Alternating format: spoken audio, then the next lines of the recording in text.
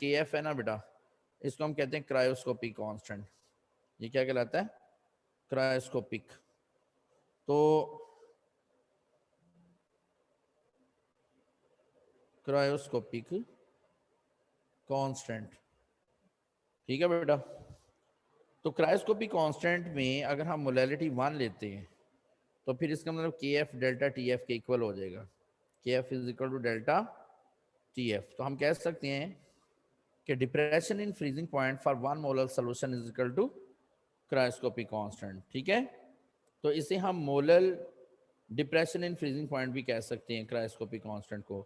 क्यों? क्योंकि ये 1 मोल यानी 1 मोलैलिटी के लिए होता है, ठीक है। समझ आ गई? तो अब इसमें जो MCQs बन सकते हैं, पहले नंबर पे तो ये याद रखिएगा कि KF एंड KB, ये दोनों KF and KB depend upon, ये किस चीज पे डिपेंड करते हैं? Alpha number of particles of solute, beta number of particles of solvent, Charlie nature of solvent, all of these, delta all of these। हाँ जी, तो क्या आंसर होगा बेटा? चार्ली, all ठीक of है। these, नहीं, चार्ली, ठीक है। क्योंकि देखें ये जो KF और KB है ना, ये कॉलिगेटिव प्रॉपर्टीज नहीं है। कॉलिगेटिव प्रॉपर्टीज सर क्या ये थी DFP क्या चीज जी? DFP को डेल्टा TF जो है ये डिप्रेशन इन फ्रीजिंग हमजा आपका माइक ऑन। ठीक है बेटा। तो सर बेटा ये एक बार DFP जो ऊपर लिखा हो, depression in freezing point, depression in freezing point, ठीक है यस सर यस। बेटा। ये देखे KF और KB ये कॉलिगेटिव प्रॉपर्टीज नहीं है। अगर ये कॉलिगेटिव प्रॉपर्टीज होती तो ये number of particles of solute और number of particles of solvent पे डिपेंड करती, ठीक है। ये तो कांस्टेंट है, समझ आ गई। क्रायोस्कोपिक कांस्टेंट एंड डब्ल्यूस्कोपिक कांस्टेंट ये सिर्फ और सिर्फ डिपेंड करते हैं नेचर ऑफ सॉल्वेंट पे। किस पे डिपेंड करते हैं बेटा? Nature of solvent. यानी अगर आप सॉल्वेंट चेंज करते हैं तो इनकी वैल्यूज भी चेंज हो जाएंगी। आपकी बुक में एक टेबल गिवन है जिसमें वाटर के लिए, एथेनॉल के लिए, एसिटिक एसिड के लिए डिफरेंट सॉल्वेंट्स हैं, इनके लिए KF और KB की वैल्यूज दी गई हैं। ये आपने वैल्यूज वहां से याद करनी है बेटा, ठीक है जी, समझ आ गई। तो वाटर के लिए एब्यूलोस्कोपिक कांस्टेंट जो है ना ये 0.52, ebullioscopic constant for water is 0.52 degree Celsius and cryoscopic constant for water is 1.84, ठीक है, डिग्री सेल्सियस, ठीक है जी। तो मतलब ये कि अगर हम प्योर वाटर का बॉइलिंग पॉइंट मेजर करते हैं ना तो वो 100 डिग्री सेल्सियस आता है, लेकिन अगर हम 1 मोलर सोल्यूशन के लिए मेजर करते हैं तो वो 100.52 डिग्री सेल्सियस आ जाता है। मतलब बॉइलिंग पॉइंट में जो इंक्रीज आ रहा है वो 0.52 डिग्री सेल्सियस का आ रहा है, तो इसको हम KB कहेंगे, ठीक है, एब्यूलोस्कोपिक कांस्टेंट। नेक्स्ट कॉलिगेटिव प्रॉपर्टीज को हमने डिस्कस किया। अब हम इससे रिलेटेड कुछ क्वेश्चंस करेंगे ताकि जरा थोड़ा मजीद क्लियर हो जाए कंसेप्ट।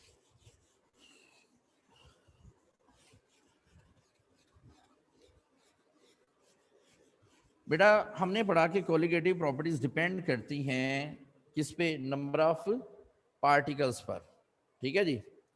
तो यहाँ क्वेश्चन है in which of the following, in which of following case of solution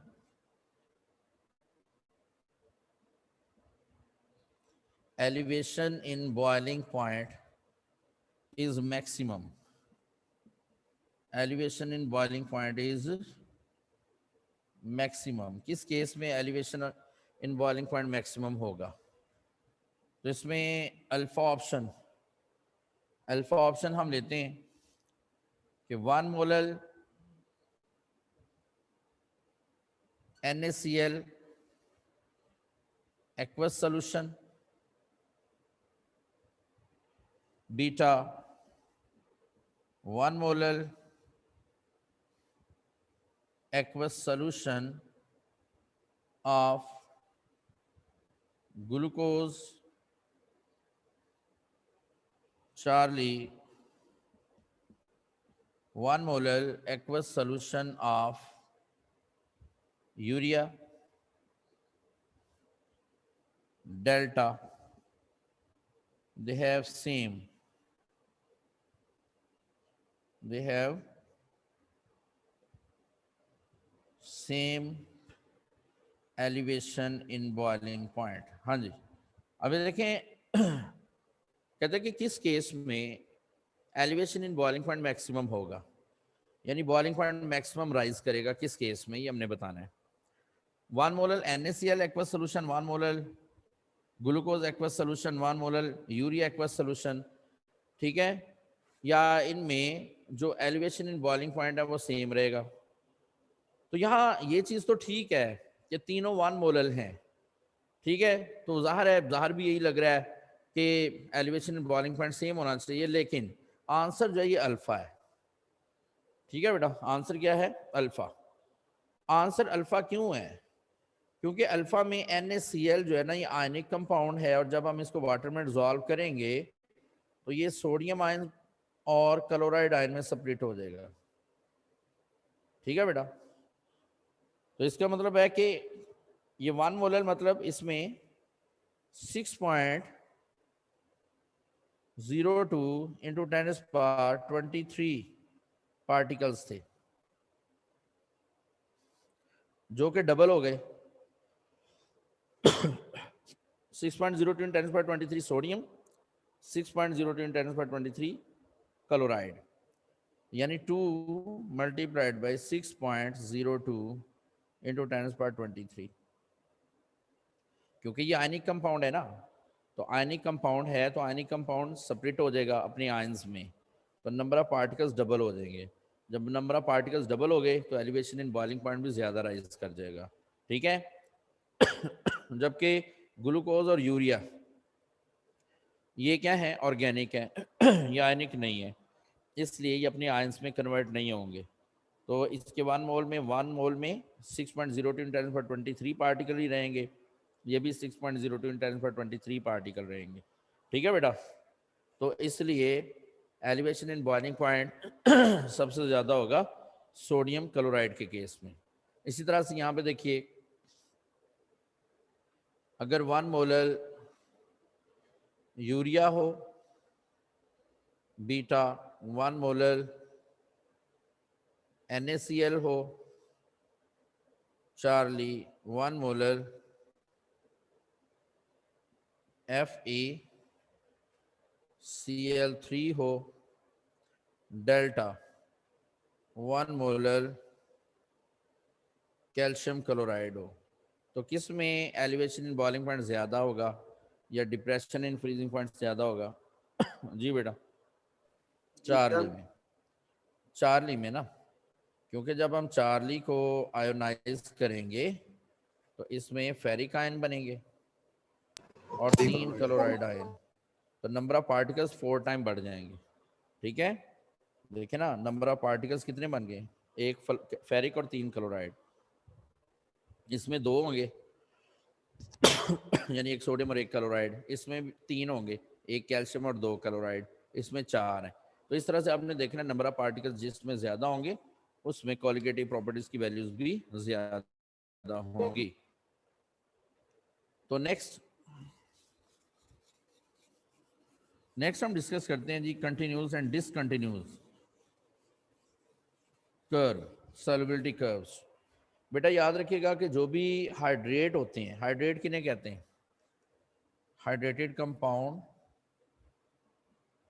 या हाइड्रेट्स, जैसे कॉपर सल्फेट है CuSO4 5H2O, ठीक है, इसको हाइड्रेट कहेंगे। इसी तरह से नेक्स्ट है मैग्नीशियम सल्फेट 7H2O, इसे एप्सम सॉल्ट भी कहते हैं, एप्सम सॉल्ट, ठीक है जी। इसी तरह FeSO4, 7H2O, तो ये सारे के सारे जो ना, इनको हाइड्रेट्स कहा जाता है। अब इनमें जो वाटर मॉलिक्यूल हैं, these are called water of crystallization, ये वाटर ऑफ क्रिस्टलाइजेशन कहलाते हैं, ठीक है बेटा। अब ये वाटर ऑफ क्रिस्टलाइजेशन में जैसे हमने पढ़ा कि कॉपर सल्फेट जो है ना, इसमें 5 वाटर ऑफ क्रिस्टलाइजेशन है। इनमें से ज़्यादा वाटर मॉलिक्यूल केटायन के साथ अटैच होते हैं, यानी कॉपर जो है ना Cu2 पॉजिटिव, इसके साथ 4 वाटर मॉलिक्यूल अटैच है, और सल्फेट के साथ सिर्फ 1 वाटर मॉलिक्यूल अटैच होता है, ठीक है। क्योंकि जो पॉजिटिव होता है ना, यानी केटायन जो होता है, केटायन, इसकी चार्ज डेंसिटी हाई होती है, चार्ज डेंसिटी इसकी ज़्यादा होती है, ठीक है। चार्ज डेंसिटी किसे कहते हैं बेटा? Charge density is actually charge to size ratio, charge to size ratio, ठीक है। ये चार्ज डेंसिटी है। तो पॉजिटिव चार्ज होता है ना, इसका साइज छोटा होता है, नेगेटिव का साइज बड़ा होता है। तो केटायन का साइज स्मॉल होने की वजह से इसकी चार्ज डेंसिटी हाई है, और चार्ज डेंसिटी हाई होगी तो ज़्यादा वाटर मॉलिक्यूल अटैच होंगे, ठीक है। तो इनको हम हाइड्रेट्स कहते हैं। उसके बाद नेक्स्ट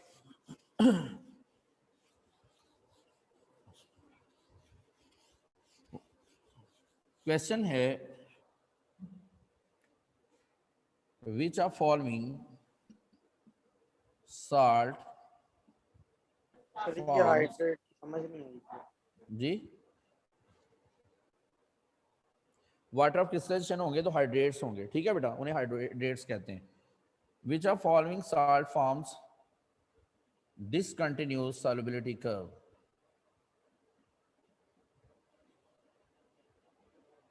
discontinuous solubility curve, इनमें से कौन सा डिसकंटिन्यूस सॉल्युबिलिटी कर्व बनाएगा? Potassium nitrate, beta, lithium chloride, Charlie,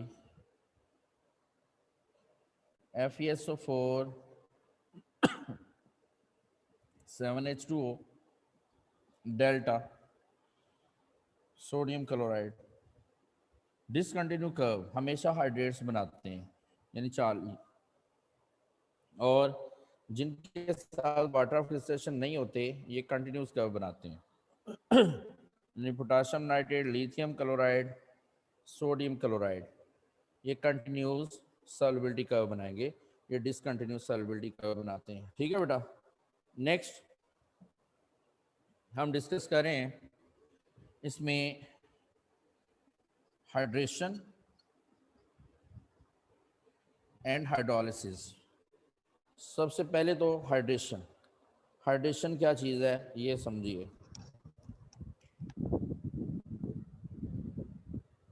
hello, हाँ जी, अभी क्लास में, हाँ अभी क्लास में।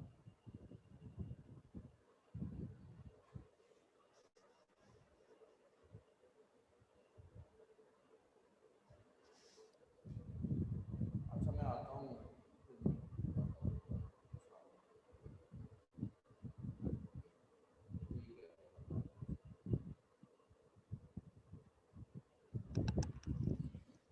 तो बेटा ये जो हाइड्रेशन है ना, ये क्या है? पहले इसको समझते।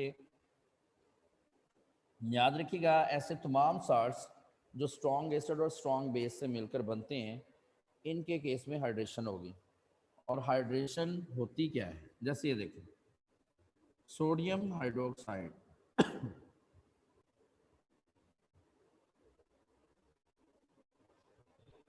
ये एक स्ट्रॉन्ग बेस है, जबकि HCl स्ट्रॉन्ग एसिड है।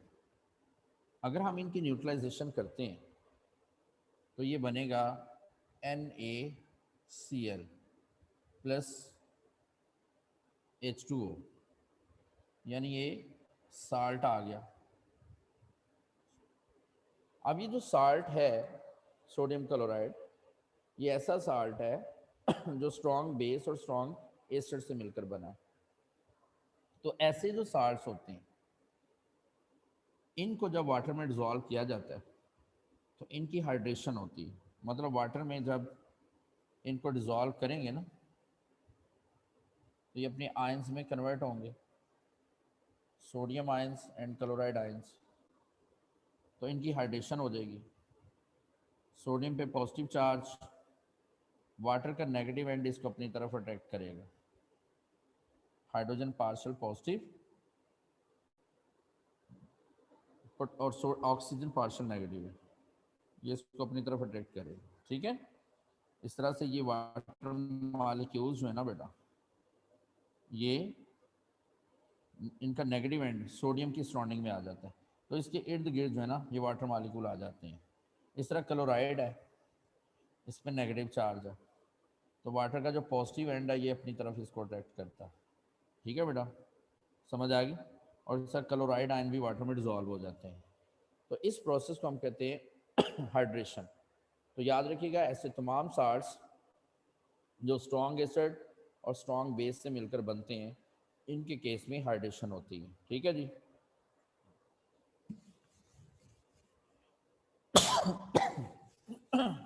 बच्चों खांसी लग गई है। अच्छा जी, नेक्स्ट है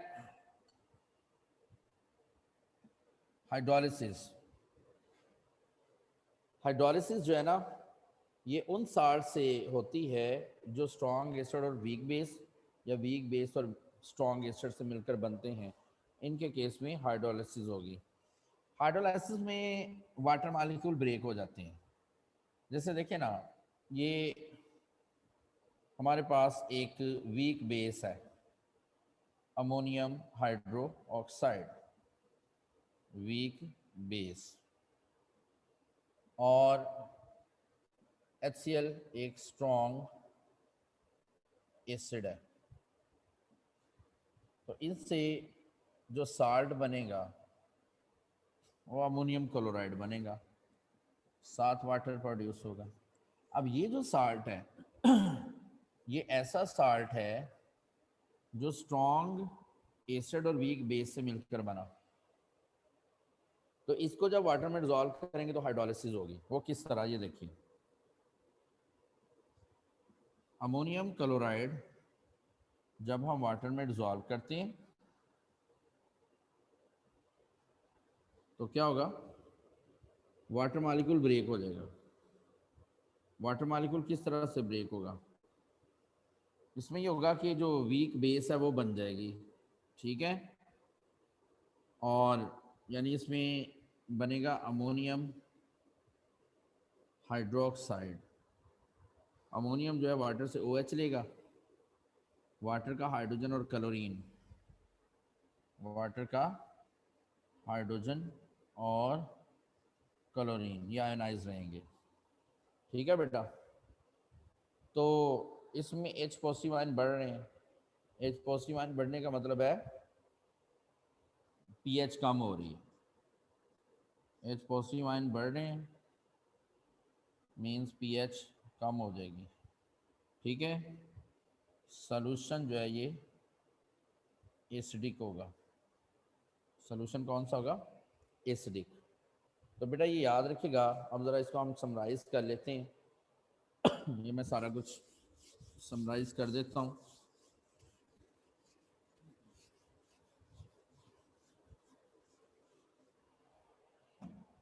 कि इन हाइड्रेशन, हाइड्रेशन में क्या होता है, जो साल्ट्स हैं कौन से होंगे, जैसे NaCl है, Na2SO4, K2N, KNO3, potassium sulphate, वगैरह। यानी साल्ट्स कैसे हैं? जो स्ट्रॉन्ग एसिड और स्ट्रॉन्ग बेस से बनते हैं, formed from strong acid and strong base. ठीक है, इनके केस में हाइड्रेशन होती है, और इनके केस में हाइड्रेशन होगी तो वाटर मॉलिक्यूल तो ब्रेक नहीं हो रहे, तो pH does not change, pH change नहीं होगी। ठीक है, और सॉल्यूशन जो है ना वो क्या रहेगा? न्यूट्रल, न्यूट्रल सॉल्यूशन रहेगा। ठीक है बेटा। जबकि अगर हम हाइड्रोलिसिस करते हैं,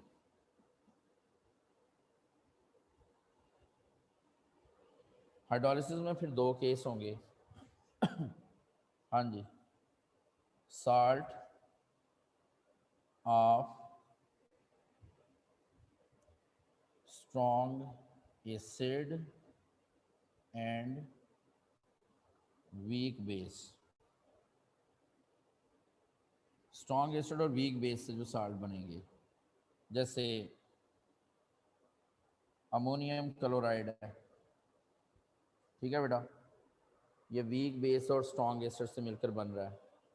इस तरह कॉपर सल्फेट है, CuSO4, इस तरह Al2SO4 थ्राइस वगैरह। ठीक है जी, इनके केस में क्या होता है? pH of solution will decrease. ठीक है, strong acid and weak base, acid strong है, pH कम हो जाएगी, हाइड्रोजन आयन कंसंट्रेशन बढ़ जाएगी। ठीक है, solution will be acidic, acidic solution. ठीक है जी। जबकि जो सेकंड केस है हाइड्रोलिसिस का, वो क्या होगा? इसमें salts of strong base and weak acid, strong base और वीक एसिड के साल्ट्स होंगे, जैसे सोडियम एसिटेट। ठीक है, इस तरह से सोडियम फॉर्मेट, पोटाशियम फॉर्मेट वगैरह। तो इनके केस में क्या होगा? pH will increase, hydrogen ion concentration will decrease, solution will be basic। ठीक है बेटा, ये चीज़ें आपने याद रखनी है। आपने देखा कि हाइड्रेशन में वाटर मॉलिक्यूल ब्रेक नहीं होते, हाइड्रोलिसिस में वाटर मॉलिक्यूल ब्रेक हो जाते हैं। अब आपके इसमें एमसीक्यूज कैसे पूछे जा सकते हैं? ये कहा जा सकता है, in which of the following case of the salt hydration process will take place. तो आपने देखना है, अगर साल्ट स्ट्रॉन्ग एसिड और स्ट्रॉन्ग बेस से बना हुआ है तो इसका मतलब है कि वो हाइड्रेशन प्रोसेस करेगा। ठीक है, अदरवाइज वो हाइड्रोलिसिस करेगा। ये बुक में जो एग्जांपल दी गई है ना, उन्हीं को सिर्फ आपने याद करना है। ठीक है, और उसी की बेस पर क्वेश्चन आएंगे। तो next chapter number 10, electrolysis. Electrolysis वगैरह इसमें हम डिस्कस करेंगे, यानी कि चैप्टर नंबर 10 में हम सर पढ़ते 1 हैं। मिनट स्क्रीनशॉट लेने दें नीचे वाली साइड का। मिटा दिया मैंने सर अंदर जो अब अपना इधर कैपिटल लास्ट है जी। सर मैं लास्ट पे चुना है यार 1 मिनट प्लीज चैप्टर 10 है, स्क्रीनशॉट लेने दो यार। स्क्रीनशॉट तो ये मिट गया सारा। ठीक है सर को नीचे वाली लाइन चाहिए। चलें ठीक है। नहीं, अभी चैप्टर 11 भी है। ठीक है जी, चैप्टर 10 जो है ना बेटा, इसमें इलेक्ट्रोकेमिस्ट्री हम पढ़ते हैं।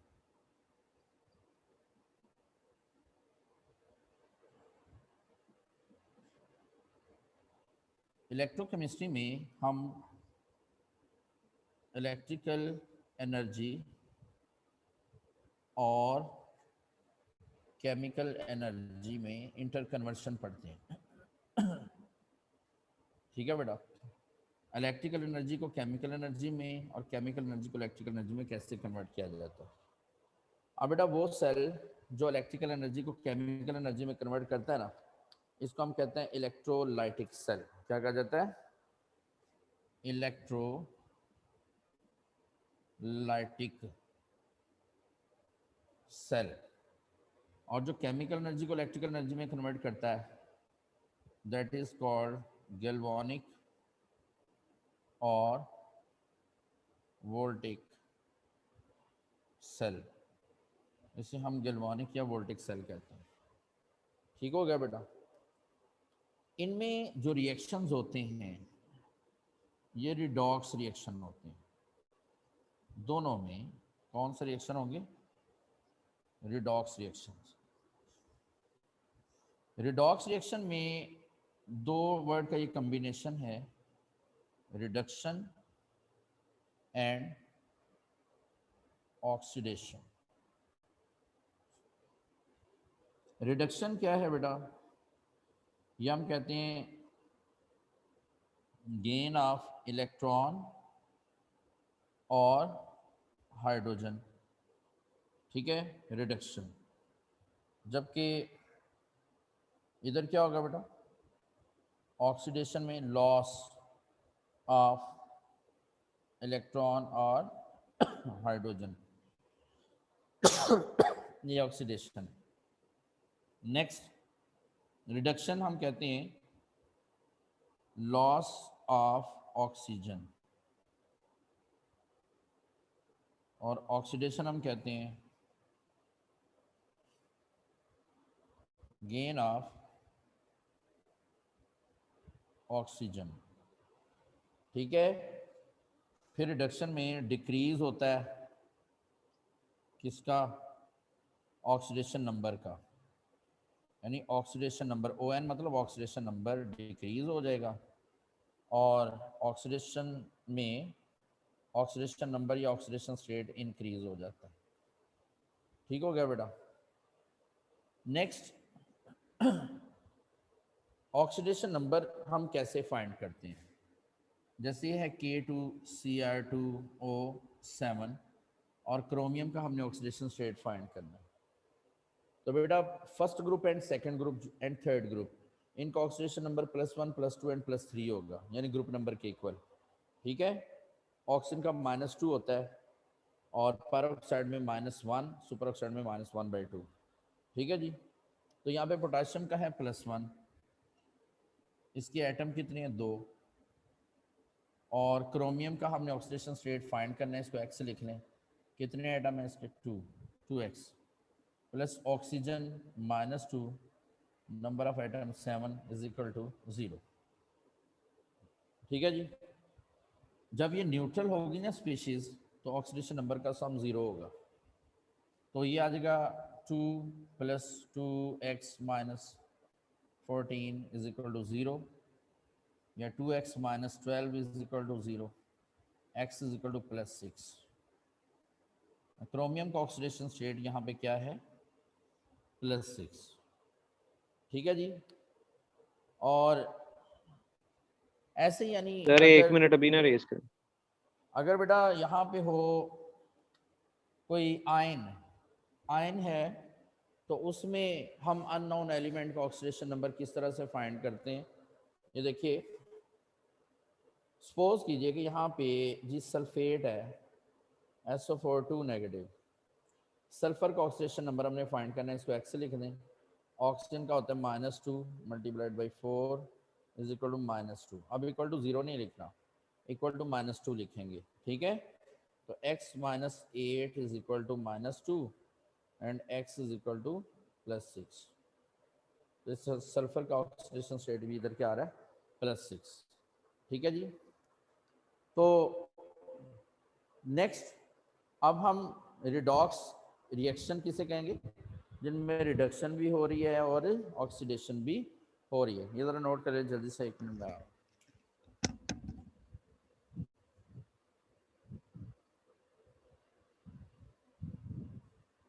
क्लास में बस 12 बच्चे हैं।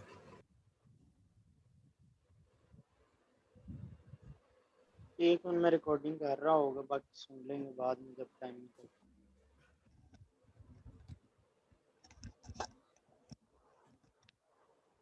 यार ये लिखने दो, माइक ऑफ करो यार अब।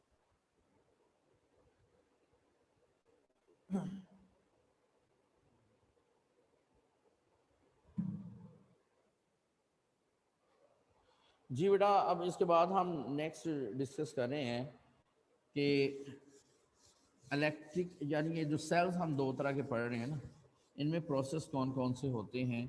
ये हमने पढ़ा कि रिडॉक्स रिएक्शन होते हैं, और रिडॉक्स रिएक्शन जो है ना बेटा, इनमें प्रोसेस जो हैं ये हम पढ़ेंगे, यानी type of cells. Type of cell में हमने पढ़ा एक इलेक्ट्रोलाइटिक सेल होता है। तो इलेक्ट्रोलाइटिक सेल में इलेक्ट्रोलाइसिस प्रोसेस होता है बेटा, ठीक है। तो पहले तो ये देखिए कि जो कंडक्शन है ना, इलेक्ट्रिकल कंडक्शन, ये दो तरह की होती है। एक होती है मेटेलिक कंडक्शन और दूसरी होती है इलेक्ट्रोलाइटिक कंडक्शन। मेटेलिक कंडक्शन तो आपने फिजिक्स सेकेंड ईयर में बड़ी डिटेल से पढ़ी है कि इसमें चार्ज कैरियर क्या होते हैं, फ्री इलेक्ट्रॉन्स, ठीक है।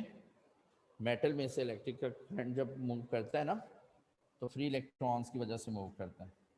इलेक्ट्रोलाइटिक कंडक्शन में चार्ज कैरियर क्या है, इसमें चार्ज कैरियर हैं आयंस,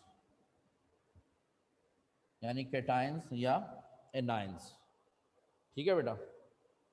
अब इलेक्ट्रोलाइटिक कंडक्शन कैसे होती है, ये हम इलेक्ट्रोलाइटिक सेल में डिस्कस करते हैं कि इलेक्ट्रोलाइटिक सेल जो है ना बेटा, इसमें जो प्रोसेस होता है इसे हम कहते हैं इलेक्ट्रोलाइसिस, ठीक है, इलेक्ट्रोलाइसिस, ठीक है। इलेक्ट्रोलाइसिस क्या है, separating of an electrolyte into its neutral particles with the expense of electric current is called electrolysis, ठीक है जी। जैसे सोडियम क्लोराइड है, ये मोल्टन स्टेट में है, यानी फ्यूज फॉर्म में है, तो इससे हम सोडियम और क्लोरीन गैस बनाएं तो इसको हम कहेंगे electrolysis. Separating of an electrolyte into its neutral particles with the expense of electric current is called electrolysis. अब जिनकी इलेक्ट्रोलाइसिस होती है वो इलेक्ट्रोलाइट्स होते हैं, और इलेक्ट्रोलाइसिस दो तरह की होती है। एक होती है through fused electrolyte,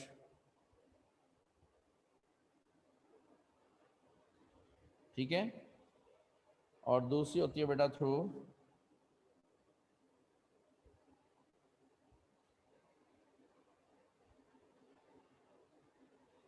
aqueous solution of electrolyte,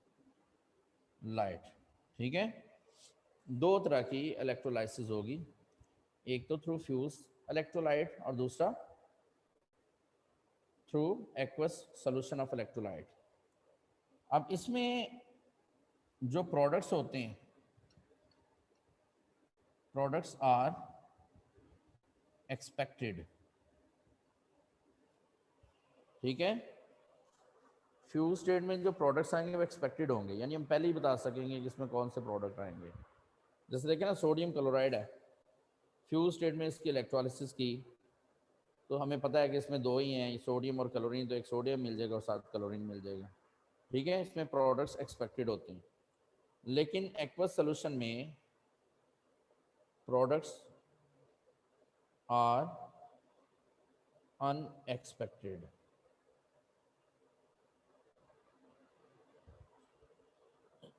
ठीक है, एक्वस सोल्यूशन में प्रोडक्ट्स अनएक्सपेक्टेड होंगे। अब कैसे अनएक्सपेक्टेड या एक्सपेक्टेड हैं ये हम डिस्कस करते हैं। बेटा जैसे ये एक इलेक्ट्रोलाइट यानी थ्रू हम पहले पढ़ते हैं फ्यूज्ड स्टेट, ठीक है जी, थ्रू फ्यूज्ड स्टेट। अब फ्यूज स्टेट में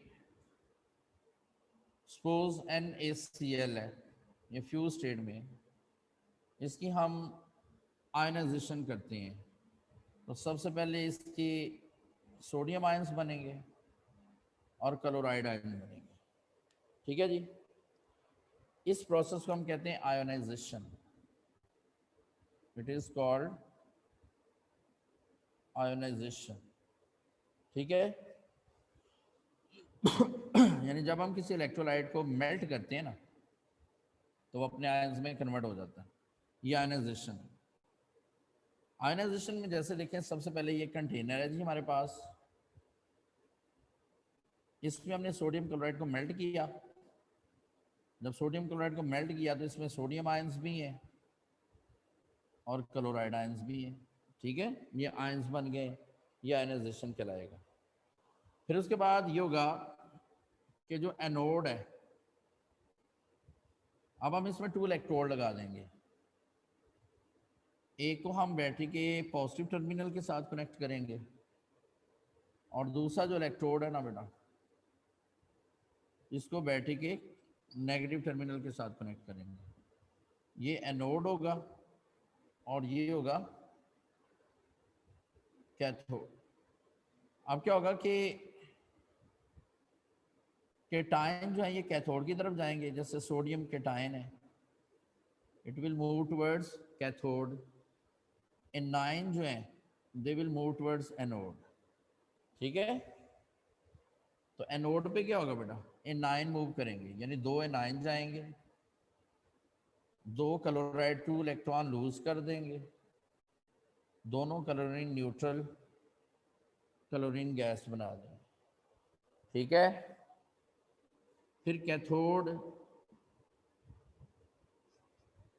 कैथोड पे केटाइन जा रहे हैं, 2 सोडियम आयन, इनको ये 2 इलेक्ट्रॉन को ये गेन करेंगे और इस तरह से सोडियम न्यूट्रल बन जाएगी, ठीक है बेटा। तो इसका मतलब ये हुआ कि एनोड पे लॉस ऑफ इलेक्ट्रॉन है तो एनोड पे हो रही है ऑक्सीडेशन,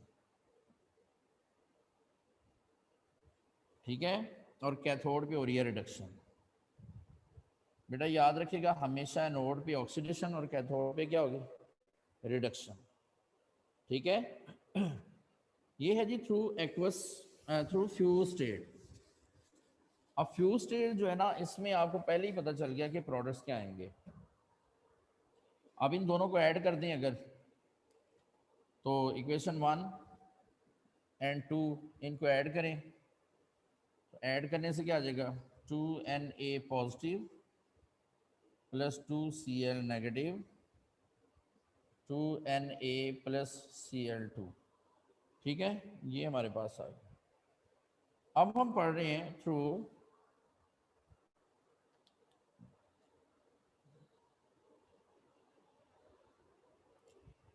एक्वस सॉल्यूशन।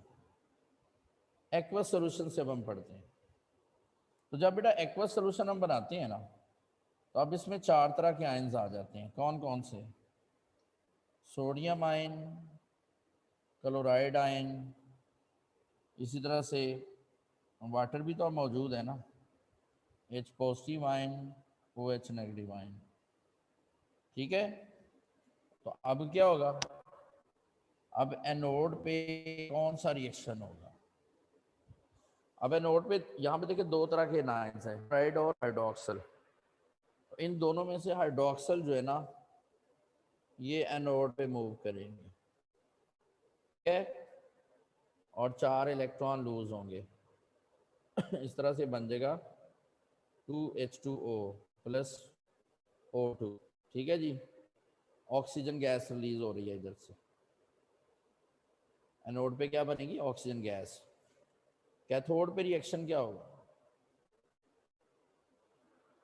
अब कैथोड पे देखें, दो तरह के केटायन है। कौन कौन से? सोडियम भी और हाइड्रोजन भी। तो 4 हाइड्रोजन आयन जो है ना, ये इन 4 ऑक्सीजन को गेन करेंगे और बन जाएगी हाइड्रोजन गैस। समझ आ गई? अब देखें, अब जो हमारे पास प्रोडक्ट्स आ रहे हैं ना, वो एनोड पे ऑक्सीजन और कैथोड पे हाइड्रोजन है। फ्यूज स्टेट में एनोड पे क्लोरीन थी और कैथोड पे सोडियम थी। यानी अब तो प्रोडक्ट बिल्कुल चेंज हो गए हैं। ठीक है बेटा, अब प्रोडक्ट क्या हो गए हैं? बिल्कुल चेंज हो गए हैं। जैसे सॉरी, यहाँ पे अगर हम पोटेशियम नाइट्रेट लेते हैं NaNO3, तो NO3 नेगेटिव है, तो हाइड्रोक्सिल आयंस आएंगे। ठीक है, इसका मतलब है कि ये प्रोडक्ट जो है ना, ये हमारी एक्सपेक्टेशन के मुताबिक नहीं है एक्वस फॉर्म में। तो बेटा ये याद रखिएगा कि जब भी एनाइन, यहाँ पे ये पॉइंट याद रखिएगा कि when ever anions are sulfates, nitrates, carbonates और phosphates या फिर OH नेगेटिव, देन तो फिर क्या होगा? Oxygen gas will release at anode. तो एनोड पे ऑक्सीजन गैस रिलीज होगी। ठीक है बेटा? सर और बाकी कल कर अगर लें। नहीं, बस ये तो कंप्लीट कर लेना, ये शॉर्ट्स वाला एक बस सर प्राइम मिनिस्टर कॉल भी करनी है। बस सर थक गए हैं। 2-3 मिनट में बस ये हो जाएगा। सर 4 बजे बड़ा कुछ होना है अभी। सर लाइव टेलीफोन पे कॉल करनी, टाइम दे दें थोड़ा सा। सर इमरान खान से मिलना है। अच्छा, वाकई live? Yes sir. Yes sir. Yes चले सर। महाराज, ये याद रखिएगा कि नाइन्स अगर ये होंगे ना बेटा, तो ऑक्सीजन रिलीज होगी। ठीक है, केटाइन के बारे में फिर मैं कल बता दूंगा। Okay, thank you sir, Allah Hafiz.